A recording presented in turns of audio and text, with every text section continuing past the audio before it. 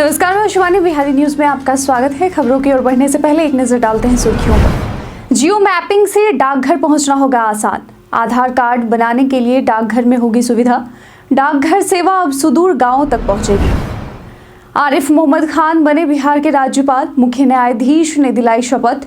बिहार के 42वें राज्यपाल बने आरिफ खान। बिहार में जमीन बिक्री की नई व्यवस्था। ऑनलाइन रजिस्ट्री और पेपरलेस होगी प्रक्रिया। पायलट प्रोजेक्ट में इन जिलों को किया गया शामिल। पप्पू यादव ने चक्का जाम करने का किया ऐलान। 3 जनवरी को रेल और सड़क जाम करने का ऐलान। बीपीएससी परीक्षा दोबारा कराने की मांग। गौतम गंभीर ने ड्रेसिंग रूम विवाद पर की बात। खिलाड़ियों से केवल जीत पर हुई है चर्चा। रोहित विराट के भविष्य पर गंभीर की प्रतिक्रिया। अब चलिए बढ़ते हैं शाम तक की बड़ी खबरों की ओर विस्तार से। राज्य में आधार कार्ड बनाने की प्रक्रिया धीमी। राज्य भर में 1,74,26,681 बच्चों के आधार कार्ड बनाए जाने हैं, लेकिन अब तक 66,89,812 बच्चों के ही कार्ड बने हैं। 9 और 10 दिसंबर को मेगा अपार दिवस के बाद भी 1,07,36,312 बच्चों के कार्ड बनना बाकी है। अभिभावकों की कम रुचि और स्कूलों की सुस्ती के कारण यह कार्य धीमा है। अपार कार्ड एक 12 अंकों वाली आईडी होती है जो छात्रों के शैक्षणिक रिकॉर्ड को डिजिटल रूप में सुरक्षित रखेगी। यह सरकारी योजना छात्रों की शिक्षा से जुड़े दस्तावेजों के डिजिटलीकरण को सुनिश्चित करेगी। बिहार के डाकघर अब जियो मैपिंग से जुड़े। राज्य के 10,000 डाकघरों में से 9,000 डाकघर अब जियो मैपिंग से जुड़े हैं। इससे किसी भी स्थान से डाकघर को आसानी से चिन्हित किया जा सकेगा। जियो मैपिंग से सुदूर गांवों के डाकघर भी ऑनलाइन हो गए हैं, जिससे पहुंचने में कोई कठिनाई नहीं होगी। आधार कार्ड बनवाने के लिए डाकघर में जाने में अब सुविधा होगी। मार्च तक 30 लाख बच्चों का आधार कार्ड बनना है, जिसके लिए डाकघरों में आधार सेवा केंद्रों की संख्या बढ़ाई जा रही है। इस पहल से डाकघर तक पहुंचना और आधार कार्ड बनवाना अब सरल हो जाएगा। बिहार कैडर के 6 आईएएस अधिकारियों को प्रमोशन। बिहार कैडर के भारतीय प्रशासनिक सेवा के 6 अधिकारियों को उनकी सेवा में प्रमोशन दिया गया है। सामान्य प्रशासन विभाग ने बुधवार को एक अधिसूचना जारी कर प्रधान सचिव, विशेष सचिव और सचिव स्तर के पदों पर प्रमोशन का ऐलान किया। प्रमोशन 1 जनवरी 2025 से प्रभावी होगा। जिन अधिकारियों को प्रमोशन मिला उनमें भारत सरकार के पेयजल और स्वच्छता विभाग के जितेंद्र श्रीवास्तव, केंद्रीय गृह मंत्री अमित शाह के निजी सचिव साकेत कुमार, केंद्रीय वस्त्र मंत्रालय के मंत्री गिरिराज सिंह के निजी सचिव रमन कुमार, जनगणना कार्य सह नागरिक निबंधन के निदेशक एम रामचंद्रचूड़, केंद्रीय पत्तन मंत्रालय के मंत्री सर्बानंद सोनोवाल के निजी सचिव अमित कुमार और बहादुर शास्त्री, राष्ट्रीय प्रशासन अकादमी के उप निदेशक राजेश मीना शामिल हैं। सक्षमता परीक्षा में गड़बड़ी के बाद एजेंसी को किया गया ब्लैकलिस्ट। शिक्षा विभाग ने नियोजित शिक्षकों की सक्षमता परीक्षा में गड़बड़ी करने वाली agency digital service limited Chennai को ब्लैकलिस्ट कर दिया है और उसका एग्रीमेंट रद्द कर दिया है। एजेंसी पर आरोप है कि उसने परीक्षा में प्रश्न पत्रों की पुनरावृत्ति की और सॉफ्टवेयर में गड़बड़ी की। इसके बाद बिहार विद्यालय परीक्षा समिति ने कार्रवाई की सिफारिश की थी। 7 जनवरी तक विशिष्ट शिक्षक अपने विद्यालय में योगदान देंगे और निलंबित शिक्षक अपनी निलंबन अवधि के बाद योगदान देंगे। इसके अतिरिक्त मातृत्व अवकाश पर भी सभी शिक्षिका भी योगदान रिपोर्ट समर्पित करेंगी। आरिफ मोहम्मद खान ने राज्यपाल के तौर पर ली शपथ। आरिफ मोहम्मद खान ने बिहार के नए राज्यपाल के तौर पर आज शपथ ली। पटना हाईकोर्ट के मुख्य न्यायाधीश के विनोद चंद्रन ने उन्हें शपथ दिलाई। इस दौरान मुख्यमंत्री नीतीश कुमार, नेता प्रतिपक्ष तेजस्वी यादव और अन्य राजनीतिक हस्तियां उपस्थित थे। आरिफ मोहम्मद खान इससे पहले केरल के राज्यपाल थे और अब बिहार के 42वें गवर्नर बने हैं। बीते दिन राबड़ी आवास पहुंचकर उन्होंने राजद अध्यक्ष लालू प्रसाद और राबड़ी देवी से मुलाकात की और उन्हें नववर्ष की शुभकामनाएं दी। इसके बाद बिहार की सियासी हलचल तेज हो गई है। बिहार में जमीन बिक्री के नियम बदले। बिहार में जमीन की खरीद बिक्री से जुड़े नियमों में महत्वपूर्ण बदलाव किया गया है। अब विक्रेता के हिस्से का रकबा यानी जमीन का क्षेत्रफल रजिस्ट्री के तुरंत बाद अपने आप घट जाएगा, जिससे विक्रेता को अंचल कार्यालय में जाकर अलग से आवेदन करने की आवश्यकता नहीं होगी। इस प्रक्रिया के तहत जमाबंदी यानी जमीन के स्वामित्व का दस्तावेज के लिए ऑनलाइन आवेदन अंचल कार्यालय को भेजा जाएगा और वहां विक्रेता के रकबे को अपडेट कर नई जमाबंदी तैयार की जाएगी। यह व्यवस्था उत्तर प्रदेश और मध्य प्रदेश की तर्ज पर बिहार में लागू की जा रही है। पायलट प्रोजेक्ट के रूप में इसकी शुरुआत पटना, मुजफ्फरपुर और अन्य क्षेत्रों में की जाएगी। इससे जमीन से जुड़े विवादों में कमी आएगी और पारदर्शिता बढ़ेगी। इसके अलावा बिहार में ऑनलाइन रजिस्ट्री को पेपरलेस बनाने की प्रक्रिया भी शुरू की जा रही है, जिससे राज्य के नागरिकों को सुविधा मिलेगी। बिहार में नया 6 लेन पुल इस साल होगा तैयार। पटना और वैशाली के बीच गंगा नदी पर कच्ची दरगाह बिदुपुर 6 लेन केबल पुल का निर्माण तेजी से चल रहा है। इस पुल के बन जाने से उत्तर बिहार और दक्षिण बिहार के बीच दूरी 60 किलोमीटर कम हो जाएगी। इसके चलते पटना के प्रमुख पुलों पर वाहनों का दबाव घटेगा और जाम की समस्या हल होगी। यह पुल 4,988 करोड़ रुपए की लागत से बनाया जा रहा है और 9.76 किलोमीटर लंबा होगा। राघोपुर, दियारा और बख्तियारपुर को भी इससे सड़क कनेक्टिविटी मिलेगी। पुल का निर्माण इस साल पूरा हो सकता है, जिससे झारखंड और उत्तर बिहार के बीच यात्रा सुगम होगी।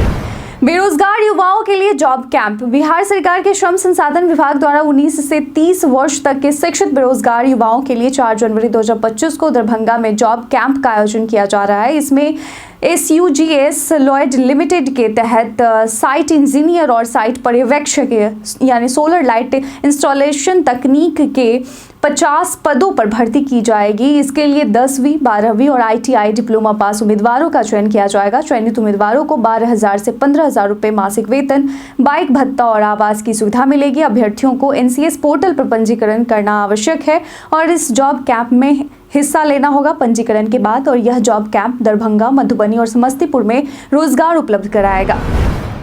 हॉकी इंडिया ने हॉकी बिहार की मान्यता रद्द की। हॉकी इंडिया ने हॉकी बिहार की मान्यता रद्द कर दी है। इसके पीछे 4 दिसंबर को हॉकी बिहार के अध्यक्ष श्रवण कुमार द्वारा एशियन महिला हॉकी चैंपियनशिप के आयोजन को लेकर शिकायत करना था। शिकायत में कहा गया कि हॉकी बिहार के महासचिव मुश्ताक अहमद ने आयोजन में अधिकारियों से मुलाकात नहीं की और सहयोग नहीं दिया। इसके परिणाम स्वरूप हॉकी इंडिया ने 12 दिसंबर को शो कॉज नोटिस भेजा, लेकिन कोई जवाब नहीं मिला। मुश्ताक अहमद ने इसे खेल विभाग के एक वरीय अधिकारी की साजिश बताया। इसके अलावा भारतीय ओलंपिक संघ ने बिहार ओलंपिक संघ को भंग कर तदर्थ कमेटी गठित की, जिसमें हॉकी इंडिया के महासचिव भोलानाथ सिंह को अध्यक्ष बनाया गया है। इन 6 NH पर सड़क दुर्घटनाएं बढ़ी। जी हां, बिहार में सड़क दुर्घटनाएं बढ़ रही हैं, खासकर 6 प्रमुख NH पर। रिपोर्ट के मुताबिक इनमें सबसे खतरनाक NH 31 रजौली, बख्तियारपुर, मोकामा, पूर्णिया, किशनगंज है, जहां 539 हादसों में 431 लोगों की जान गई है। NH पर कुल दुर्घटनाओं का प्रतिशत यहां 44.66% है। और इसके अलावा NH 28 गोपालगंज, मुजफ्फरपुर, बरौनी पर 406 लोगों की जान गई है। NH 30 मोहनिया, आरा, पटना, बख्तियारपुर पर 299 लोगों की जान गई है। वहीं NH 57 मुजफ्फरपुर, बरौनी, पूर्णिया पर 297 और NH 19 छपरा, हाजीपुर, पटना पर 216। वहीं NH 2 GT रोड पर 85 लोगों की जान गई है। विशेषज्ञों के अनुसार सड़क संरचना में खामियां, तेज रफ्तार और दुर्घटनाओं को कम करने के लिए अंडरपास, फुटओवर ब्रिज और एम्बुलेंस की उपलब्धता पर जोर दिया जा रहा है। इसके अलावा सड़क संकेतक और अस्पतालों का जानकारी उपलब्ध कराना भी आवश्यक है।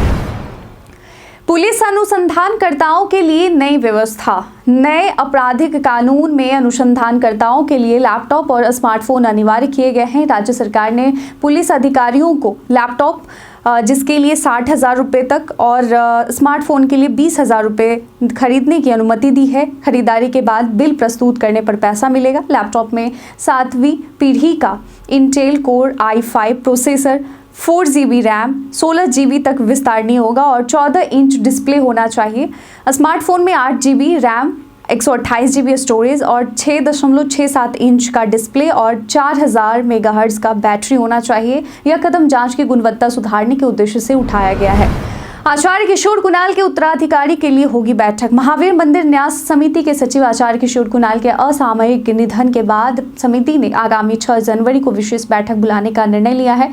बैठक में नए सचिव की नियुक्ति, जिनकी छवि ईमानदार और प्रशासनिक अनुभव से परिपूर्ण हो, पर चर्चा होगी। इसके अलावा मंदिर के 9 अस्पतालों के संचालन और विराट रामायण मंदिर के मुद्दे पर भी विमर्श होगा। महावीर मंदिर विकास समिति के पुनर्गठन पर विचार किया जाएगा। बैठक में समिति के प्रमुख सदस्य जैसे न्यायमूर्ति BN Agarwal, SN Jha, VS Dubey और अन्य शामिल होंगे। बीपीएससी छात्रों के समर्थन में पप्पू यादव करेंगे चक्का जाम। पटना में बीपीएससी छात्रों की परीक्षा दोबारा कराने की मांग को लेकर आंदोलन और बढ़ गया है। अब पूर्णिया के सांसद पप्पू यादव ने बिहार में 3 जनवरी को रेल और सड़क चक्का जाम का ऐलान किया है। उन्होंने कहा कि यदि सरकार छात्रों की मांगों को नजरअंदाज करती है तो बिहार बंद भी किया जाएगा। पप्पू यादव ने आयोग की कार्रवाई को लोकतांत्रिक मूल्यों के खिलाफ बताया और छात्रों के समर्थन में सत्याग्रह का समर्थन किया। बीपीएससी परीक्षा में पेपर लीक की आशंका को लेकर छात्रों का आरोप है कि लेकिन आयोग ने इसे नकारते हुए परीक्षा दोबारा कराने से इनकार कर दिया। संभावित गठबंधन पर जदयू की चुप्पी। राजद प्रमुख लालू प्रसाद यादव ने एक बार फिर बिहार में नीतीश कुमार के साथ सरकार बनाने की इच्छा जताई है, जिससे सियासी माहौल गर्मा गया है। लालू यादव ने कहा है कि वो नए साल में नीतीश कुमार का स्वागत करेंगे, दरवाजा खुला है। इसके जवाब में केंद्रीय मंत्री और जदयू के वरिष्ठ नेता ललन सिंह ने कहा, छोड़िए ना लालू जी क्या बोलते हैं, लालू जी क्या नहीं बोलते हैं, ये लालू जी से जाकर पूछिए। हम लोग एनडीए में हैं और मजबूती से हैं। इस सवाल पर कि तेजस्वी यादव कह रहे हैं कि नए साल में नई सरकार बनाएंगे, इस पर ललन सिंह ने कहा कि छोड़िए ना, कौन क्या बोलता है उस पर हम प्रतिक्रिया देते रहें। गौतम गंभीर ने भारतीय टीम के ड्रेसिंग रूम विवाद पर चुप्पी तोड़ी और कहा कि जो रिपोर्ट्स लीक हुई है वे सच्ची नहीं है। उन्होंने बताया कि खिलाड़ियों से केवल टेस्ट जीतने की रणनीति पर चर्चा की गई थी और ड्रेसिंग रूम की बातें वहीं तक रहनी चाहिए। गंभीर ने यह भी स्पष्ट किया कि रोहित शर्मा और विराट कोहली के टेस्ट करियर के अंत पर उन्होंने कोई चर्चा नहीं की। साथ ही उन्होंने बताया कि आकाशदीप सिडनी टेस्ट में पीठ की समस्या के कारण नहीं खेलेंगे। रोहित की प्लेइंग 11 में उपस्थिति पर भी गंभीर ने पिच देखने के बाद फैसला लेने की बात कही है।